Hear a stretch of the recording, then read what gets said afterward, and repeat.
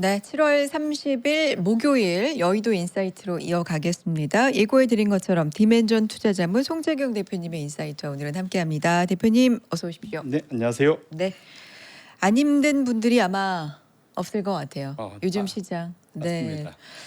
어제까지 진짜 초유의 이틀 연속 양시장 동반 서킷 브레이커. 네, 요즘에 웃으면 혼나는데. 네, 웃는 게 사실은 아닙니다. 이거를 헛웃음이라고 하죠. 그러니까 헛웃음이 나오는 진짜 시장인데 사상 최초니까 당연히 대표님도 처음 보는 시장이시죠? 그럼요. 네. 특히 뭐 올해 특히 4, 5월 그다음에 6, 7월 네. 이 장은 저도 꽤 오래 이 바닥에 있었지만 네. 진짜 경험해 보지 못한 그리고 다시는 별로 경험하고 싶지 않은 그렇죠. 이제 그런 장세다라고 봐야 될 것 같아요. 그러면 그러니까 뭐 다 당연히 나오시는 분들이 솔직하게 말씀을 해주시는데 이제 왜 솔직하게 좀 말씀해 주세요. 솔직한 걸 원합니다라고 좀 강조를 드리고 싶냐면 그러니까 답답하니까 그런 것 같아요. 저도 왜 여기까지 왔지? 왜 이렇게까지 됐지? 이런 거에 대한 뭐 사실 뉴스 찾아보면 원인은 많죠. 네. 우리가 다 알고 있는 그것들. 근데 그것만으로 이렇게까지? 그러니까 이런 생각이 든단 말이죠. 대표님 6월 19일에 9,300을 봤었어요. 우리가. 그럼요. 네, 6월 19일이면 지금 한 달 조금 넘은 거거든요. 맞습니다. 네, 지금 5,000대입니다. 네. 이게 왜 이렇게 단시간에 이렇게 된 건지 음. 어떻게 생각하세요? 말씀 주신 대로 이제 그러니까 내가 뭘 잘못 생각하고 있는 거 아닌가 첫 번째 또 네. 내가 모르는 뭔가가 있는 거 그러니까요. 아닌가 뭐 이런 별의별 생각이 다 드는 상황인 건 맞습니다. 이럴 때는 그래서 우리가 할 수 있는 제일 좋은 방법 중에 하나는 과거 이렇게 많이 빠졌을 때 그때의 원인 들어가고 그런 원인이 지금도 혹시 우리가 모르게 나타나고 있는 건가를 한번 다시 복기를 해보면 비교를 해보면 조금 더 좀 그 소위 그림이 좀 더 명확할 수 있지 않을까라는 생각에 그래서 제가 첫 번째 장표를 제가 이제 한번 계산을 보여주세요. 해봤습니다. 네, 무슨 말이냐면 제가 제목 무섭게 썼는데 경기 침체 아니면 쏠림 해소 이게 가장 큰 두 개의 이제 화두인데 이게 왜 이런 얘기를 하냐면 이게 어제 종가 기준입니다. 말씀 주신 대로 그 장중 고점은 6월 19일이었고 네. 종가 기준으로는 21일이 6월 21일이 고점이었습니다. 네. 그때가 얼마였냐면 9,114. 제 기억에 그걸로 이제 와, 있었는데 네, 그때를 기준으로 지금 보시면은 약간, 네. 어제까지 지금 빠진 것이 약 38%. 그리고 이거 이제 장중 고점, 장중 저점으로 다 맞춰 보면 어제 제일 많이 빠졌을 때 기준으로 하면 44%. 까지 빠졌습니다. 그러니까 9,300에서 5,100 얼마까지 빠졌으니까요. 한 달 반 만에. 네. 한 달 반이니까. 한 달 반도 안 되죠, 사실은. 거래일로 따지면 네, 한 달 반도 안 되죠. 정말 그렇죠? 맞습니다. 단기간에. 네, 어마어마하게 빠진 겁니다. 네. 그런데 이게 지난 20여 년간 단기간에 빠진 것 중에는 역대 세 번째로 많이 빠진 거거든요. 근데 제가 그래서 역대 세 번째면 제일 많이 빠진 게 1등이 언제냐? 2008년도 글로벌 금융위기. 네. 이때 보시면은 그때 2008년도 10월 그때 보면은 지금 거의 55% 빠졌었고요. 고점 대비. 이게 이제 맥시멈 드로우다운이라 해서 그 직전 최고점에서 얼마나 빠졌냐 이제 이걸 보는 거죠. 그 다음에 두 번째로 많이 빠졌던 것이 2020년도 3월에 코로나 위기. 기억하실 겁니다. 그때 뭐 한 달 사이에 거의 44% 빠졌으니까요. 근데 어제 제가 말씀드린 대로 어제까지 해서 장중 기준으로 놓고 보면 44%까지 빠졌으니까 사실상 이제 거의 2020년도 그 소위 코로나 위기 수준에 준하게 지금 빠졌습니다. 근데 이때 그 공통점이 뭐냐면 이렇게 많이 빠졌을 때 지금 붉은색으로 친 과거 두 번의 공통점은 뭐냐면 미국의 경기 침체가 왔었다는 거예요. 네. 그것 때문에 우리나라도 사실은 그 시차를 두고 우리도 같이 침체가 오는 이제 이런 악순환이 이제 연결되는데 우리는 당연히 수출을 먹고 사니 미국이 이렇게 침체가 오면 전 세계가 사실 다 어려워지잖아요. 네. 그것의 발로다 이렇게 보셔야 될 것 같은데 그러면 잘 생각해 보면 지금 미국의 침체가 와 있나? 우리가 모르게? 그건 물론 뭐 우리가 모르게 뭔가 있을 예, 수는 예. 있지만 지금 그냥 겉으로 나오는 지표나 이런 걸로 봐서는 침체와는 거리가 멀지 않아요? 아주 멀죠. 아주 사실은. 멀죠. 아주 멀죠. 사실은. 네. 미국은 지금 상황은 금리를 올려야 될 정도로 지금 어쨌거나 그러니까 인플레이션도 이슈도 있지만 경기가 나쁘지 않기 때문에 지금 소위 연준이 계속 금리 인상 카드를 만지작거리고 있는 거잖아요. 그렇죠. 사실은.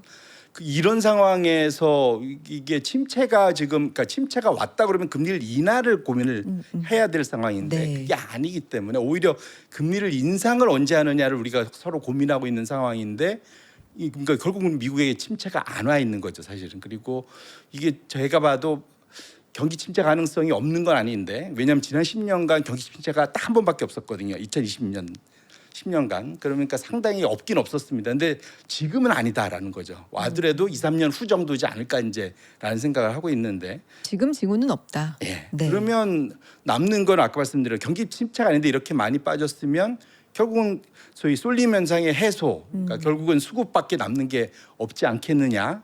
라는 생각을 해볼 수밖에 없습니다. 왜냐하면 지금 삼전 닉스 실적 발표 뭐 이번 주에 다 나왔지만 그 내용을 들어보면은 뭐 우리 기대치가 높아서 조금 하회한 걸 제외하면은 여전히 지금 이익은 우상향을 가고 있잖아요. 아니 어마어마. 이거를 절대적으로 네. 봤을 때, 그러니까 우리의 심정적인 거 다 빼고 뭐 비교 그런 거 빼고도 봤을 때 나쁘다고는 결코 할 수 없잖아요. 그렇죠. 너무나 잘 나온 맞습니다. 건데도 네. 지금 그 말씀을 해주시는 맞습니다. 거고요. 네. 그런데 그러면 남는 거는 수급이 재료에 우선한다고. 재료는 너무 그쵸. 좋은데 지금 상황은. 수급이 재료에 우선한다는 기본적인 말이 있잖아요. 네. 그래서 그 두 번째 장표를 제가 보고 아마 이걸 보면 가슴에 확 와닿을 것 같은데 네. 얼마나 다 반도체 분야의 전 세계 자금에 몰렸는지를 쉽게 볼 수 있는 차트가 요거다 보시면 좋을 것 같아요. 네. 미국에 상장돼 있는 반도체 관련 ETF들 쫙 모여 있는 겁니다. SMH가 제일 크고 속스 뭐 그다음에 USD 뭐 쭉쭉해서 가장 최근엔 디램까지 있는 그러니까 밑에 미국의 소위 이제 반도체 종목들만 넣어서 만든 ETF로 가장 규모가 큰 것들 를 쫙 모아서 이들의 지난 10년간의 자금, 누적 자금 유입 흐름입니다. 9년 동안 작년 말까지 9년 동안 얼마큼이 들어왔냐면 보시면 220억 달러가 들어왔어요. 9년 동안이요? 예, 9년 동안 220억 달러가 들어왔는데 이게 어느 정도 큰 건지 근데 감을 잘 못 잡겠어요. 그러니까 네. 그냥 이번 금 7개월 동안 들어온 거하고 비교하시면 좋을 거예요. 7개월. 네. 그러니까 올해 들어와서 1월부터 7월 7월까지. 지금까지 네. 들어온 것이 얼마냐면 460억 달러. 9년 동안 220억 달러 들어왔는데 7개월 동안 460억 달러가 들어왔으니 어마무시한 거죠. 네. 그러니까 사실은 이게 주가 차트가 아니라 자금 유입 차트라는 것에 유의하셔야 돼요, 이게. 그러니까 9년 동안 들어온 게 7개월 만에 2배가 들어왔네요. 예, 9년 그거에 동안 들어온 것에 2배. 2배 이상이 7개월 만에 들어왔으니 얼마나 돈이 많이 모였는지. 반도체로. 네, 반도체 ETF로. 그러니까 엄청난 거죠. 이제 직접 그 종목을 사는 것도 빼고 이거는 ETF로 산 거잖아요. 그러니까 그럼 개별 종목 산 거는 얼마나 더 많겠습니까? 그렇죠. 그만큼 자금이 어마어마하게 몰렸었다. 아주 짧은 시간에. 네. 그러다 보니까 1차적으로는 수급이 이렇게까지 단기간에 쏠려 본 적이 제가 봐도 유사일 없었던 것 같다. 그러니까 지금 수급이 이게 이제 풀림 현상이 돌아오니까 지금 아니 이렇게 상황이 좋은데 왜 주가는 빠지지 할 때 그 원인 중에 하나가 첫 번째 이제 이거라고 본 것이 맞지 않을까 싶은 생각이 들고요. 이랬을 때 제가 이제 한 예를 좀 들고 싶어요. 이게 네. 뭐냐면 그런 말을 많이 하잖아요. 이렇게 보통 이게 어떤 장이 이제 그러니까 주가가 급락할 때 뭔가 막 과열된 이후에 급락할 때 영화관 같은 걸 얘기합니다. 영화관에 사람들이 너무 인기가 좋아갖고 엄청 몰려들어서 막 서갖고 영화를 볼 정도로 잔뜩 들어왔어요. 네네. 예, 근데 불이 꺼졌어요. 네. 영 한참 상영되고 있는데 클라이막스 다 가고 있는데 갑자기 뒤에서 누군가 불이야 하고 외친 거예요. 불이 났다고요? 불이야 하고 외쳤어요. 불을 난지 몰라요. 네네네. 불이야 하고 외쳤더니 사람들이 다 어떻게 하겠습니까? 다 뛰어나가야 되겠죠. 그렇죠. 문 앞에 있는 문을 향해서. 피해야죠. 예, 그러니까 다 도망가야 되고 있잖아요. 그쵸.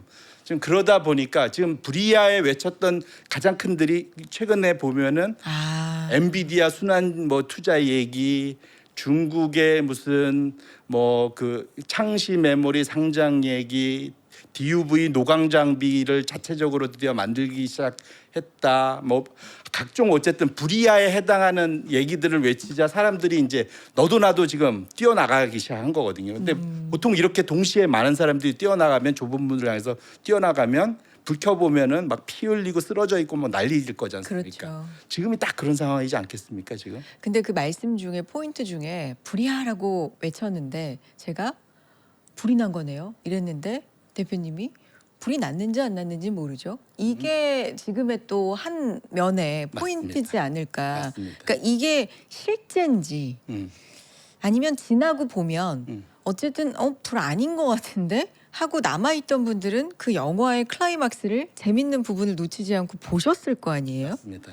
도망간 분들은 뭐 말씀처럼 좀 다쳤을 수도 음. 있고 아니면 영화를 놓쳤을 수도 있고 그러니까 지금은 그 기로다라는 말씀으로도 맞습니다. 들리네요. 맞습니다. 그래서 지금 그쪽을 향해서 좀 다가가고 있는 거 아닌가라고 저는 생각을 하고 있고요. 근데 진짜 만약에 불이 난 거면 도망간 분들이 사신 거고. 그렇죠. 그쵸. 그런데 적어도 이제 그럴 때 그래서 지금 데이터들을 계속 찾아보는 거예요. 그렇죠. 저도 매일매일 뭔가 데이터들을 찾아보는데 네. 어쨌든 지금 상황에서는 이번에 뭐 실적 발표에서 뭐 어제도 마이크로소프트나 이런 데 또 지난주에 알파벳 데이터들 다 나왔지만 분명 이제 지금 최근 들어서 이제 채권 금리도 올라가기 때문에 걱정이긴 하나 여전히 자금 조달에 적어도 빅4들은 문제가 없거든요. 그러니까 조금 더 이전보다 이자를 좀 더 많이 낸다. 정도지 전혀 지금 상황에서 자금 조달의 이슈는 없는 상황이고 여전히 컴퓨팅 파워가 정말로 모자란 거는 분명하고 있기 때문에 그것 때문에라도 지금 사실은 알파벳도 엄청난 클라우딩 AI 매출 급증이 일어났었고 어제 마이크로소프트의 애저도 똑같은 네. 좋은 네. 성적 아마 아마존도 똑같을 겁니다. 네. 그러니까 지금 상황 자체가 이것이 정말 불이야라고 외쳤는데 불났는지 아무리 찾아봐도 불씨가 있을 수도 있겠죠. 근데 그게 막 넘겨붙을 정도의 그런 상황은 전혀 아니지 않냐라고 봤다면 지금은 어쨌든 누군가가 불이야 외쳤을 때 깜짝 놀란 사람들이 불안해했던 사람들이 뛰쳐나가는 상황으로 저는 해석을 하는 게 맞지 않을까 싶고 이것이 그러면 언제 끝날 거냐? 그러니까요. 라고 이제 그걸 보면 일단 아까도 얘기했지만 레버리지가 일단 좀 풀리고 있는지. 근데 지금 JP 모건이나 이런 데에서 지금 계속 이번 주 들어와서 지난주부터 많이 풀리고 있다라는 얘기를 하고 있지 않습니까? 뭐 네. 75% 풀렸다, 90% 풀렸다 다양한 얘기들이 나오는데 네. 일차적으로 지금 그 글로벌 헤지 펀드들은 지난주 이번 주까지 해서 정말 많이 판 것 같아요. 그래서 그러니까 보통 다 그들은 헤지 펀드들은 대부분 레버리지 일으켜서 사기 때문에 그들이 일단 만드는 레버리지는 많이 해소가 된 것 같다. 근데 두 번째로 남은 건 이제 이 개인 투자자들의 레버리지가 어떻게 되느냐 이제 이슈일 것 같습니다. 그래서 두 번째 차트를 보시면 첫 번째로는 주가가 이게 안타까운 얘기지만 지금 주가가 빠져서라도 어쨌든 지금 이사회에도 돈이 좀 들어오긴 했는데 주가가 빠져서라도 AUM은 지금 좀 많이 지금 거의 지금 보시면은 올해 한 4월경 뭐 2월경 수준까지 지금 다 내려와 있죠 지금. AUM이라는 게 총 운용 자산 그러니까 네, ETF에 들어가 있는 돈. 그렇죠. 네, 그거는 상장 네. 자수가 있고 네. 곱하기 주가가 있을 거잖아요. 네. 그러니까 소위 그 삼성전자나 SK 하이닉스를 쫓아가니까 그들의 주가와 그것을 추종하고 있는 신규 자금이 들어왔으니까 쫓기 때문에 이제 상장 자수 요 두 가지가 중요한데 주가는 그러니까 지금 상장 수는 더 들어오더라도 주가가 더 많이 빠지면은 전체 AUM은 떨어지겠죠. 규모가. 예, 그래서 그렇죠. 지금 많이 일단은 시장에 영향을 엄청 끼칠 때에 비하면 지금 많이 떨어져 있는 것만은 분명하다. 첫 번째. 네. 그다음에 두 번째로 그럼 그 안에서도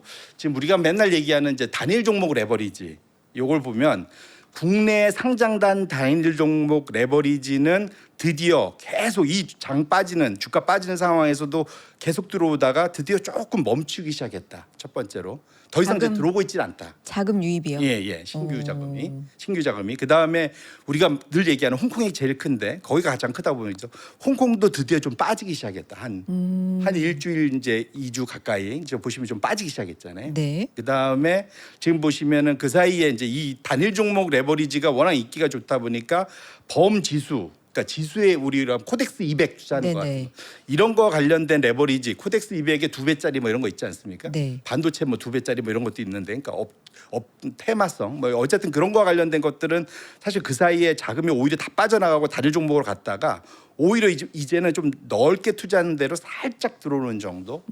그러니까 지금 상황 자체는 추가로 이제 이장의 소위 야수의 심장을 갖고 계신 분들이 해외에든 국내에든 일단은 좀 브레이크를 밟고 있다라는 측면에서는 이제 시장의 노이즈가 조금은 이제 줄 수 있는 환경이 조성돼 가고 있는 것만은 분명하지 않을까. 그러면 돈이 좀 안 들어오거나 빠지는 상황에서 AUM이 많이 줄었기 때문에 이제는 시장에 미치는 악영향은 좀 점점점 약화될 수 있는 가능성은 충분히 좀 열려 있는 거다라고 봐야 될 것 같습니다. 거기에다가 조치들이 뭐 어느 정도의 실효성이 있을지는 모르겠지만 어쨌든 계속 논의가 되고 또 내일 시행이 되는 것들도 있고 뭐 맞습니다. 하다 보니까 네.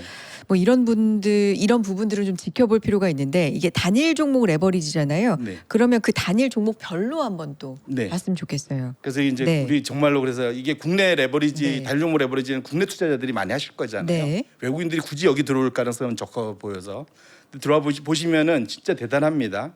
지금 5월 27일 이후에 제가 아마 한 2주 전인가 왔을 때도 이거 한번 보여드렸던 것 같은데 그때 제가 야수의 심장이라고 말씀드렸잖아요. 맞아요. 근데 드디어 야수의 심장이 조금은 뭐랄까요, 이제 조금 컴다운하기 시작했다 보셔야 될 것 같은데 지금 SK 하이닉스 관련된 그 레버리지 ETF가 가장 인기가 좋았습니다. 지금 보면 5월 27일 대비해서 최고 갔을 때가 한 290% 증가, 상장 자수가 엄청 늘었다가 지금 보시면은 한 1주, 2주 사이에 보시면은 드디어 이제 횡보하기 시작하는 모습. 그렇게 많이 또 내려온 건 아니고 그러니까 옆으로 기네요. 예. 네네네. 이런 표현이지만 이제 물려 계신 거죠. 아. 그런 거지 않겠습니까? 이제 더는 안 들어오게 오히려 이렇게 빠지면 보통 더 들어올 거라 생각되는데 그게 아니라 이제는 좀 안 들어오는 일단 그런 상황이다. 그다음에 타이거 쪽은 오히려 살짝 좀 빠지고 어제 좀 올라왔고 근데 아마 오늘은 제가 보니까 아까 살짝 또 빠지고 있더라고요. 그러니까 그냥 횡보하는 정도고 삼성전자 관련해서는 오히려 지금 보시면은 또 좀 이미 한 2주 이상 좀 밀려 내려오고 있죠. 그렇게 놓고 보면 이제 국내 단일 종목 레버리지의 야수의 심장으로 계속적으로 물타기 됐던 뉴머니가 들어왔던 계속 들어오던 자금들이 일차적으로 멈추거나 빠지기 시작했다는 측면에서 놓고 보면 이와 관련된 이제 과열 현상 그리고 이것이 얼마나 장기화될까의 걱정들이 일차적으로는 그 AUM 규모도 좀 줄어들었고 신규 자금 유입의 속도도 둔화되거나 빠지고 있어서 그렇게 놓고 본다면 일단락이 점차 돼가고 있는 거 아닌가라고 이제 조심스럽게 한번 생각을 해볼 수 있을 것 같습니다.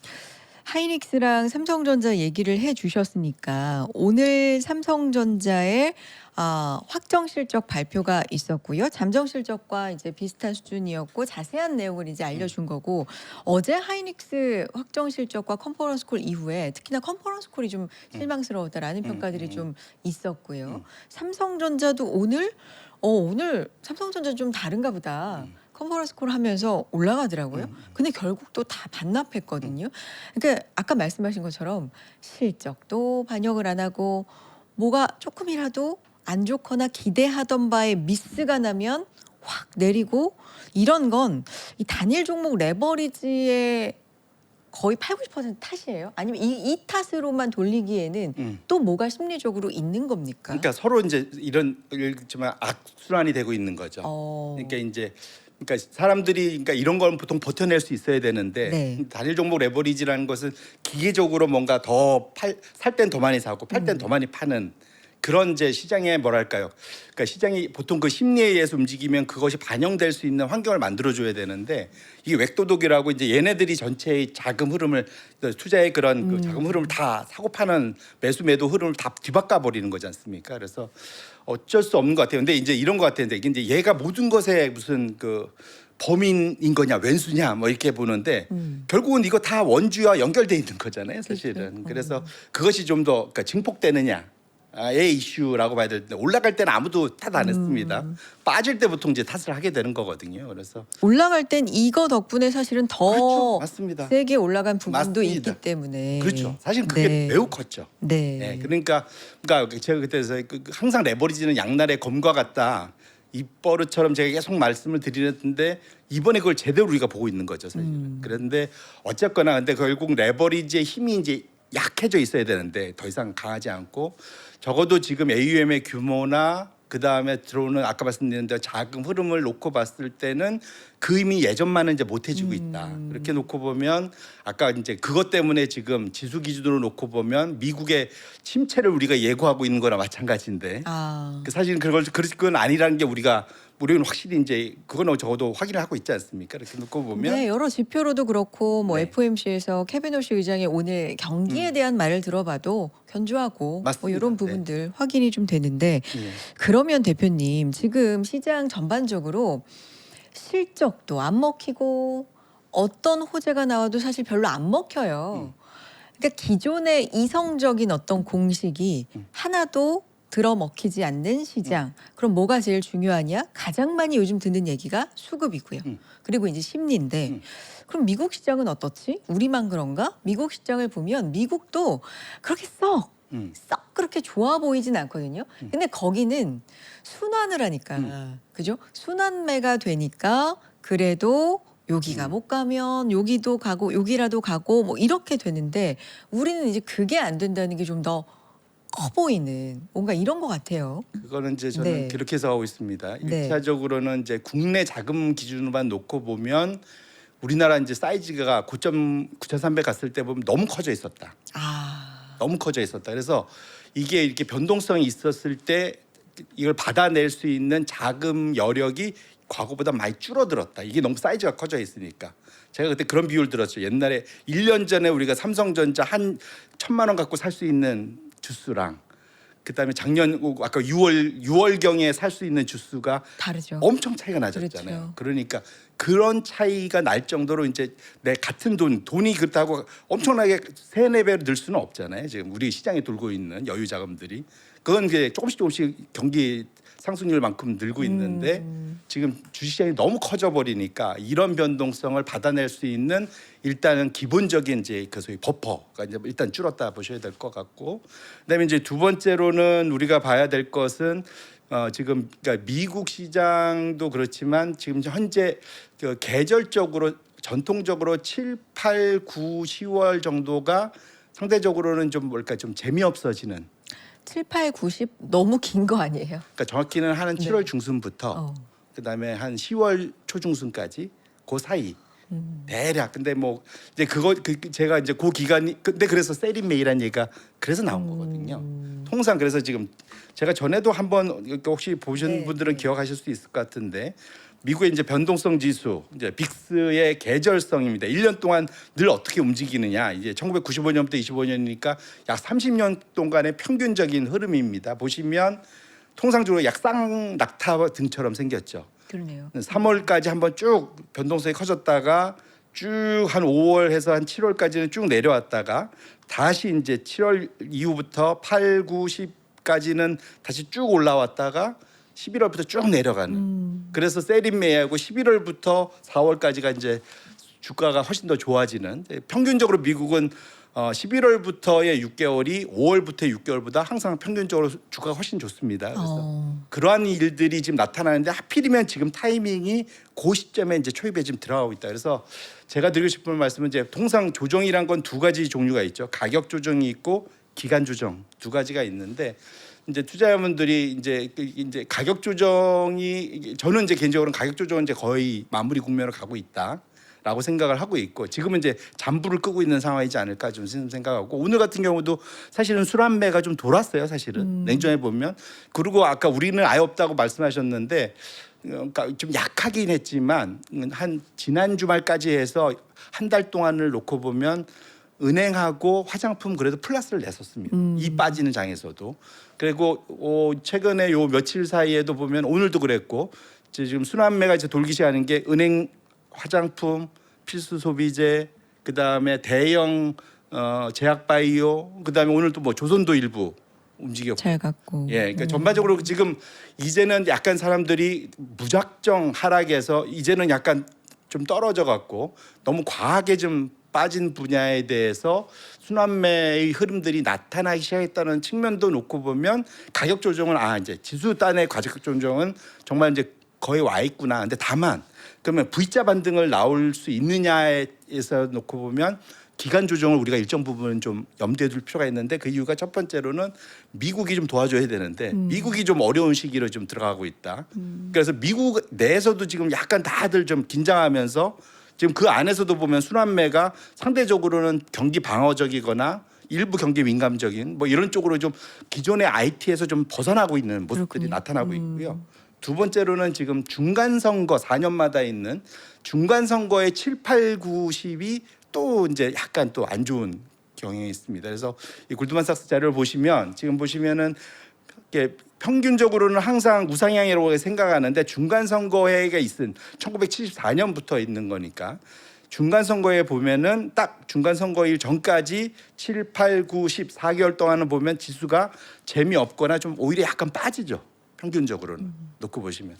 그래서 이 지금 기본적으로는 이 불확실성이라는 이슈 때문이라도 미국이 지금 본격적으로 주가가 우상향하는 모습을 보이기는 좀 쉽지 않은 상황이다. 근데 이럴 때 혼자 다 치고 나가면 좋긴 하겠지만 통상적으로는 그 흐름을 같이 타는 경향이 있기 때문에 우리 투자자분들한테 이제 제가 드리고 싶은 말씀은 가격 조정은 이제 거의 마무리돼 가고 있긴 한데 기간 조정의 가능성을 좀 열어두고 좀 여유 있는 마음으로 시장을 임할 필요가 있지 않을까라는 생각을 합니다. 사실 그냥 시장이라고 전반적으로 그냥 다 이렇게 뭐랄까요, 종합적으로 그냥 말씀을 드리고는 있지만 코스피 코스닥 비교를 해보자면 코스피 처참하죠. 근데 코스닥은 더 처참하거든요, 사실. 네, 그래서 뭐 순환매가 일부 있는 날도 있지만 삼성전자 하이닉스가 30-40% 이상 빠져 있으니까 다른 종목들은 그냥 뭐 반토막은 기본이고 그 이상 빠져 있는 종목들도 진짜 너무 많아서 대체적으로 그렇죠. 보면 작년 한 8, 9월 수준까지 다 내려와 있어요. 지금. 그러니까 작년 8, 9월이면 기억하시겠지만 7월 달에 우리 상법 개정안이 뭐 제대로 되니 맞아요. 마니 갖고 막 화내고 하다가 뭐 괜찮게 바뀌면서 8, 9월에 약간 이제 랠리를 펼치려고 하는 그 수준까지로 이제 지금 삼전 닉스를 제외하면 나머지들은 다 지금 미리 다 내려와 있기 때문에 그래서 이제 상대적인 박탈감 뭐 이런 것들은 매우 클 수밖에 없는 상황이죠. 그래서 그렇게 높은데 거꾸로 놓고 보면 근데 지금 주가 측면에서는 밸류에이션 가치 평가 이제 요즘에 그게 무슨 말이 되냐라고 할 수야 있겠지만 냉정하게 보면 지금 이제 다시 너무 싸진 것만 분명합니다. 진짜 싸졌어요. 종목들이. 그래서 지금 미국도 드디어 지금 모멘텀주 성장주에서 가치주로 지금 확 지금 로테이션이 생기고 있거든요. 네. 그렇게 놓고 보면 제가 전에도 작년엔 내내 그 얘기 하고 떠들고 다녔는데 우리나라는 한국은 시장 자체가 가치주다라고 말씀을 많이 들고 다녔는데 네. 다시 가치주가 돼버렸습니다. 근데 금리가 이렇게 좀 고금리인 상황에서는 가치주들이 또 힘을 발휘해요. 그렇게 놓고 보면 그런 측면에서는 오히려 지금 이제는 주가가 빠져 있기 때문에 다시 기회를 볼 수 있는 상황이 돼 있지 않을까 싶고 이럴 때 저는 좀 뭐랄까 요즘에 지금 여당이나 정부가 좀 이럴 때 그 사이에 상법 개정안 이후에 이제 주가 억누르기 방지법이나 주가와 관련된 얘기들을 한참 많이 하고 열심히 해줬었는데 요즘에 통 그런 얘기가 없어갖고 좀 아쉬워요, 사실은. 그래서 그런 것들을 이럴 때 오히려 더 왜냐하면 우리나라만의 고유한 모멘텀을 만들 수 있는 것 중에 하나가 그런 거거든요. 네. 상법 개정안 모멘텀이 한번 있었다면 지금은 이제 마지막으로 주가 누르기 방지법 같은 모멘텀으로 주가가 우리 같이 엄청난 저평가되어 있는 가치주들이 상승할 수 있는 환경을 만들어줄 수 있어야 되는데 거기에 대해서 지금 다들 지금 뭐 딴 생각하고 있는지 아무도 지금 제대로 말을 안 하고 있지 않아서 오히려 이제 우리 투자자분들이 또 유권자들입니다. 그래서 좀 뭐랄까요 거기 국회나 이런 그러니까 여당이나 이쪽에 이와 관련된 분들한테 강력하게 요구를 하셔야 되는 상황이지 않나라는 생각도 하고 있습니다. 알겠습니다. 저희 지금 생방송으로 많은 분들 함께 해주고 계시는데 저희 장표가 좀 더 남았어요. 우리 대표님께서 꼼꼼하게 장표를 준비해 주시기로 좀 유명한데 약간 여유가 있네요. 물론 요거 다 장표 소화하면서 지금 뭐 궁금해하시는 게 좀 있는 것 같아서 그러니까 요즘에 이렇다 보니까 그 왜 레버리지 ETF 그것도 그냥 콜 쪽만 있는 게 아니잖아요. 인버스 쪽도 네. 그죠? 상품이 이렇게 나와 있는 거니까 이쪽으로도 자금이 좀 많이 그쵸, 들어가서 이런 부분도 좀 영향이 있나? 당연히 영향이 네. 있겠죠. 일부 있는데 네. 근데 이렇습니다. 근데 주식시장이란 게 아마 인버스 해갖고 특히 곧버스 하신 분들은 그 아마 그 ETF 상패 대상 될 정도로 많이 빠진 아, 거잖아요. 이게 그렇죠. 1,000원 미만으로 아마 몇백 원대로 아마 내려갔던 걸 제가 기억나는데 네. 1차적으로 이제 이렇게 드리고 말씀드리면 주식시장은 기본적으로는 좀 긍정적인 마인드로 일단 접근을 해야 돈을 좀 벌기가 쉽습니다. 그러니까 이 무슨 말이냐면 숏으로 돈을 벌 수 있는 것은 최대가 2배입니다. 그렇지 않습니까? 100% 빵이 되면 그렇지 않습니까?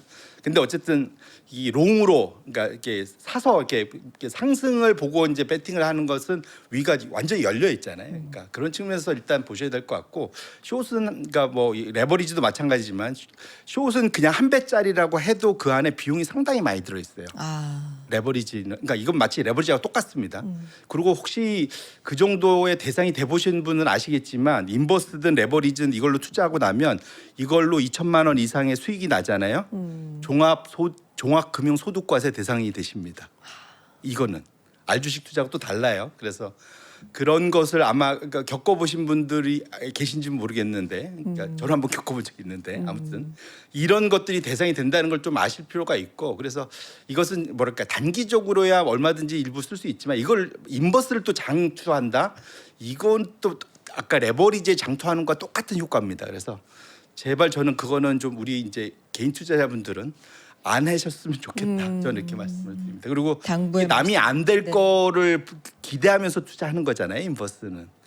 그거는 뭐랄까요. 어쨌든 그 기대 수익의 최대치도 적고 굳이 하셔야 되나 좀 그런 생각은 갖고 있습니다. 그래요. 개인적인 또 생각 말씀해 주셨고 계속 좀 가보죠. 일단 그래서 어떻게 할 것인가로 이제 좀 들어가 봐야 될 것 같습니다. 미국의 영향을 안 받을 수는 없어요. 요즘은 우리 시장의 영향을 미국도 받는다. 뭐가 먼저인지 모를 지금 상황이다. 지금 이렇게 되고 있지만 어쨌든 근본적으로 우리 한국은행의 금리 결정보다는 연준의 금리 결정을 더 좀 영향을 많이 받거나 주목하고 있는 것도 사실이고 FOMC도 있었고요.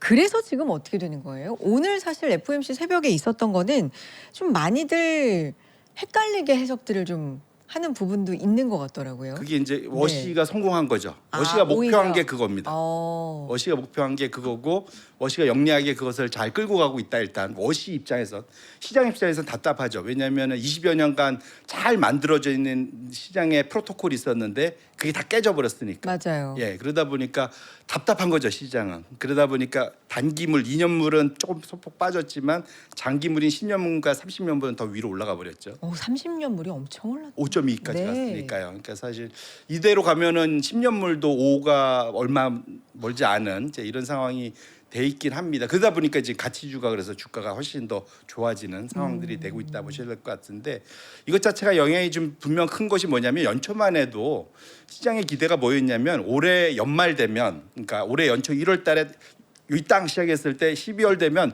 금리 3번 인하 했었을 거야. 그렇죠. 그걸로 시작을 했었습니다. 인하, 예, 3번 인하. 인하. 그걸 네. 예상하고 1월 달을 기쁘게 시작을 했죠. 얼마 안 됐는데요, 사실. 그러니까 한 반년 전에. 네, 반년 전에 그쵸? 그런 생각을 했는데 네. 그 사이 갑자기 이제 이란과의 전쟁 갑자기 하고 그 사이 물가 막 유가 물가 막 오르고 이러다 보니까 이제는 적어도 한 번 인상 그렇죠. 내지는 내년까지 하면은 2년물 금리를 기준으로 보면 적어도 2번을 지금 상정을 하고 있습니다. 그래서 금리 인상 가능성을 좀 열어둘 필요가 있는데 그래서 지금 7월 달에 오늘 인상할까 봐 걱정들 했었는데 다행히 일단 뒤로 좀 네. 밀렸습니다. 근데 이게 매파적 동결이라고 보통 표현하죠. 그래서 3명이 반대하면서 상대적으로는 이게 9월 달 가능성이 훨씬 좀 높아져 있는 그런 상황입니다. 근데 왜 우리가 자꾸 연준의 금리 인상에 대해서 집중을 하느냐? 올리고 나면은 그 사이클은 올렸다가 다시 금방 내리는 적은 없고 올리면은 유지하거나 한 번 더 올리거나 뭐 이럴 가능성이 있어서 그러니까 한 번 방향을 잡으면 당분간은 가잖아요. 맞습니다. 네. 그러다 보면 주식 시장이 거기에 대해서 결코 뭐랄까요 그걸 편하게 받아들이지 못하거든요. 그래서 그 다음 9번 차트를 보시면 연준의 금리 인상 주기가 시작되면 인상을 하게 하면 보통 한 3개월은 항상 주가가 좀 부진했던 경험이 있어서 그렇게 놓고 보면 올해 9월 달에 금리 인상을 많이 한다 보면 연말 12월까지 산타랠리 전까지는 시장이 좀 더 재미없어질. 지금 안 그래도 지금 아까 말씀드린 중간 선거를 앞두고도 조금 뭐랄까요. 지금 시장이 다 긴장하고 있는데 9월 달에 금리 인상 가능성까지 있어서 미국이 전 세계를 좀 리드해서 시장을 끌고 갈 수 있는 힘이 좀 많이 약화돼 있는 것 같다. 그렇게 놓고 보면 제가 아까 가격 조정을 일단락 됐다 하더라도 기간 조정 가능성을 열어두고 지금 시장이 이 말 좀 여유 있는 마음으로 봐야 된다고 자꾸 말씀드리는 이유가 결국은 이 미국의 이런 상황을 우리가 반영해서 그래서 이제 우리 투자의 그런 인베스트먼트 호라이즌이라죠. 투자의 그런 것을 좀 길게 보고 투자할 필요가 있지 않을까 이렇게 말씀드립니다. 아니 그러면 대표님 아까 전에 말씀 중에 보통 이제 7, 8, 9, 10 뭐 찬바람 불기 전까지 그쯤은 좀 재미가 없었다 말씀해 주셨는데 그러면 물론 뭐 과거 패턴이지만 그거 전제로 하고 9월에 지금 금리 인상 가능성 60% 정도 나오더라고요. 그럼 만약에 금리 인상 하면은 3개월 정도 안 좋더라. 그럼 9월에 하면은 3개월이면 올해 다 가잖아요. 그럼 올해 내내 재미없을 수 있다는 거예요? 근데 사실 이제 가보면 만약에 네. 9월에 정말 인상할 것 같으면 그 네. 전부터 시장은 반응을 아마 할 가능성이 있어 보이고 왜냐하면 지금 안 그래도 시장이 좀 얇아져 있는 상황이기 때문에 그렇게 봐야 될 것 같고 그런데 통상 중간 선거 전에 금리 인상을 과연 워싱할 수 있을까? 개인적으로는 왜냐하면 그런 거 걱정도 있기 때문에 이건 아까 9월달 인상한다는 건 시장에서 그렇게 그렇죠. 우려를 하는 인상을. 거지 진짜 네. 한다는 건 가봐야 압니다. 네. 그래서 어쨌거나 그런 것들을 감안하면서 우리가 지금 제가 그래서 지금 마음을 좀 여유롭게 길게 보자라는 말씀 자꾸 드리는 이유가 그겁니다. 알겠습니다. 자, 또 하나 봐야 될 거는 시장을 불편하게 하고 있는 건 미국에서 이제 실적 발표가 계속해서 이어지는데 지금 돈 너무 많이 쓰는 거 아니니? 뭐 이런 부분. 그러니까 처음에는 이게 실적 발표 전에는 투자를 계속 해주겠지? 얼만큼 해줄까? 우리가 이쪽 부분에 준비하고 있었는데 약간 제 입장에서는 좀 복병인 것 같아요. 처음에는 투자만 해줄게 그러면 시장이 반길 줄 알았거든요.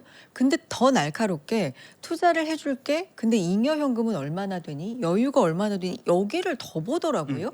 간밤에 메타 같은 경우도 어닝 미스했는데 자본 지출을 또 상향한다고 발표했어요. 맞습니다. 그래서 좀 크게 빠지더라고요. 8% 빠졌죠. 그렇죠. 네. 이런 부분도 좀 짚어주세요. 그러니까 메타의 최대 약점은 뭐냐면 네. 투자는 많이 하는데 그거를 다른 마이크로소프트나 아마존이나 구글은 외부의 고객들한테 팔 수 있는데 네. 메타는 자기만을 위해서 쓰는데 이렇게 투자를 많이 하는 거잖아요. 1,400억 달러, 1,500억 달러를 그냥 나를 위해서 쓴다는 거거든요. 딴 데들은 이것을 외부에 우리한테 이거 사갈 애들이 줄 서 있어 라고 하면서 좀 투자를 해도 지금 시장이 긴가민가 하고 있는데 메타는 나 혼자 쓸 거야 그러면서 이제 그렇게 얘기를 해버리니까 주가가 좀 더 급락을 했다라고 봐야 될 것 같은데 그래서 이제 메타도 저번에 약간 시장에 그 뭐랄까요 노이즈는 좋지만 우리가 이 중에 남는 잉여 컴퓨팅 파워는 일부 그러니까요. 외부에 팔 수도 있어라고 네. 얘기를 했던 것도 이제 그런 맥락에서 미리 이제 한번 뭐랄까요 자기가 이제 소위 도망갈 구멍을 만드는 거다라고 보셔야 될 것 같은데 어쨌거나 중요한 것은 지금 그 마이크로소프트나 이제 아마존이나 이들이 파는 컴퓨팅 파워의 수요는 정말로 짱짱하고 있다. 그거는 이번에 계속 그 매출에서 아까도 말씀드렸지만 확인이 되고 있고 그렇게 놓고 보면 적어도 이 네 세대에서는 너무 걱정하지는 않아도 되지 않을까라는 생각을 하는데 가장 큰 건 이 CDS 스프레드 요걸 가지고 좀 더 비교를 해볼 수 있을 것 같아요. 부도 위험? 맞습니다. 네. 크레딧 디폴트 스왑. 네. 이게 무슨 말이냐면 채권을 발행했는데 제 부도나면 내가 돈 못 받잖아. 그러면 누군가가 나서 갖고 내가 제 부도나면 내가 대신 그거 내가 빚 갚아줄게. 하지만 그 사이 나한테 보험료 내놔. 그 보험료를 CDS 스프레드라고 한다 보시면 될 것 같습니다. 네.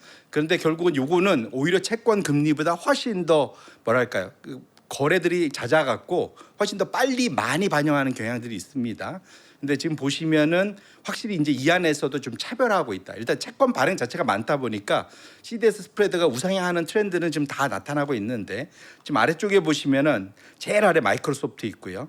중간쯤에 알파벳 있고 메타. 요들이 요 아래에 좀 몰려 있습니다. 근데 저 위 보면은 완전히 먼 나라가 있는 것이 코어이브. 700bp니까 이거 뭐 부도를 감안하고 이제 하고 있는 거고 오라클 이게 한 200bp 됩니다. 근데 이 코어웨이브는 그 부채 비율이 한 500%대예요. 그러니까 내 자본 대비 부채가 5배가 넘는 거죠. 그러니까요. 그다음에 오라클도 3배가 넘고요. 스페이스X는 그 정도는 아니지만 얘는 적자가 계속 나잖아요. 네. 그러니까 요런 애들은 시장에서 채권 시장에서도 저쪽을 한쪽으로 치워놓는 겁니다. 쟤네들은 좀 위험해 하고 이제 정말로 너희들 우리한테 저기 돈 빌려 가려면은 정크 수준 결국 거의 소위 그 상당히 위험한 투기 등급체 수준의 금리를 줘야 돼라고 얘기를 하고 있는 거고 네. 메타나 알파벳, 아마존, 마이크로소프트는 너희 앞으로 채권 많이 찍을 거잖아. 그러니까 거기에 대해서 금리를 조금 더 주긴 해야 돼. 하지만 돈은 빌려줄게라고 되고 있는 거죠. 그래서 네. 그 이들은 지금 최근에 이것을 다 도매금을 묶어서 평균적으로 놓고 보면 엄청 위로 올라가고 있는 것 같은데 적어도 요 네 군데 이들이 전체 지금 AI 미국의 캐펙스의 한 8할에서 9할 정도를 차지하거든요. 그러니까 올해 8천억 중에 7천억 달러를 메타, 마이크로소프트, 아마존, 알파벳이 하기 때문에 결국은 이들이 자금 조달이 계속되는 한 이들로부터의 반도체 수요는 지속될 수밖에 없다. 네. 그런 측면에서는 좀 그러니까 금리가 올라가는 게 걱정되긴 하나 이것들로 세상이 다 망하는 것처럼 생각하는 것은 너무 이르지 않을까라고 말씀드리겠습니다. 알겠습니다. 오늘 여기까지 들어야 될 것 같은데 대표님 인사이트가 너무 좋으시다는 분들도 있으시고요. 오늘 말씀 정말 잘 들었습니다. 마지막으로 하나의 질문만 더 드릴게요. 지금 계속 내려가잖아요. 네. 늦었다 싶을 때가 진짜 늦었다. 뭐 이런 말도 있고 늦었다 싶을 때가 가장 빠르다. 어떤 말씀을 드리는 거냐면 버텨야 됩니까? 전 버텨야 아니면 된다고 봅니다. 지금이라도 시장을 좀 떠나야 됩니까? 저는 버텨야 되는 구간이다라고 보고 있고요. 아, 왜냐하면 그러니까 떠나려고 했으면은 진작 떠났어야죠. 이미 좀 늦었다 보고 근데 이미 늦었다. 지금은 실익이 없다라는 얘기를 사실 계속 했었는데 그때보다 더 내려가서요. 그러니까 그러면 그것이 더 강해진 거죠. 음, 예, 그러니까 지금 떠난다는 얘기는 여기서 또 많이 빠진다는 얘기잖아요. 그래서 근데 그러니까 제가 드리고 싶은 말은 시장을 떠나 있으면 제가 나중에 기가 막힌 타이밍에 우리가 들어올 수 있을 것 같잖아요. 못 들어옵니다. 그래서 어떤 경우든 버텨야 되는 구간에 있는 것만은 맞다 이렇게 말씀드리겠습니다. 알겠습니다. 감사합니다. 디멘전 투자자문 송재경 대표님의 인사이트 오늘 함께했습니다. 고맙습니다. 네, 고맙습니다.